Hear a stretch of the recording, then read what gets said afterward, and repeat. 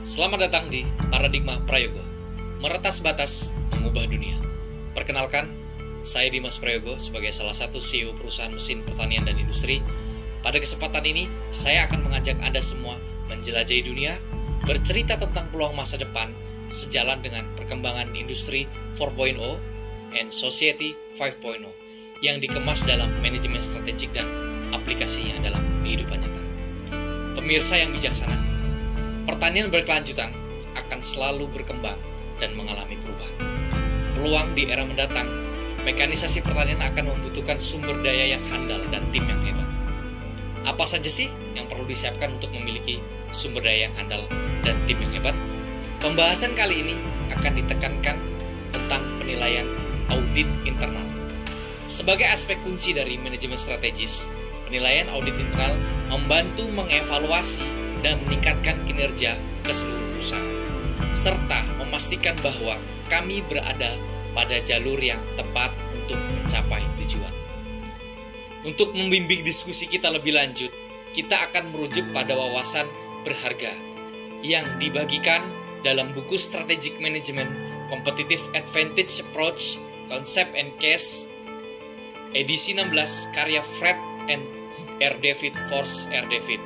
Buku terkenal ini merupakan sumber daya komprehensif untuk prinsip dan praktik manajemen strategi. Dalam buku ini, para penulis menyoroti pentingnya penilaian audit internal sebagai cara untuk mengevaluasi operasi internal dan mengidentifikasi area perbaikan. Hal ini membantu kita menilai keefektifan kontrol internal, proses manajemen risiko, dan kinerja organisasi secara keseluruhan. Sebagai CEO, ini merupakan tanggung jawab untuk memastikan bahwa penilaian audit internal kami dilakukan dengan teliti dan efisien. Dengan mengevaluasi proses internal, kami dapat mengidentifikasi kesenjangan, mengurangi resiko potensial, mengoptimalkan operasi, mempertahankan keunggulan kompetitif di pasar. Penilaian audit internal memungkinkan kita untuk memantau kepatuhan terhadap persyaratan regulasi, mengidentifikasi area ketidakefisienan, dan mendorong transparansi di dalam organisasi. Hal ini memungkinkan kita mengevaluasi inisiatif strategis, mengelola alokasi sumber daya, memastikan bahwa kita berada di jalur yang tepat mencapai tujuan jangka panjang. Mari kita ringkas beberapa manfaat dari penilaian audit internal seperti yang disorot dalam buku yang telah diceritakan tadi. Pengelolaan risiko yang lebih baik, peningkatan efisiensi, penguatan kepatuhan, pengambilan keputusan strategis, peningkatan berkelanjutan, penilaian audit internal yang rutin, dan mungkin kita mengidentifikasi area yang perlu diperbaiki, dan mendorong peningkatan berkelanjutan dalam organisasi kita. Fungsi manajemen adalah prinsip dasar yang penting dalam mengelola sebuah organisasi atau bisnis. Mari kita lihat secara ringkasnya saja tentang fungsi manajemen tersebut. 1. Perencanaan. Yang kedua, pengorganisasian. Ketiga, pengarahan, pengendalian.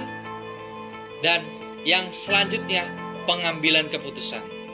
Melalui pemahaman yang baik tentang fungsi-fungsi manajemen tersebut, seseorang dapat mengelola organisasi atau bisnis dengan lebih efektif dan efisien.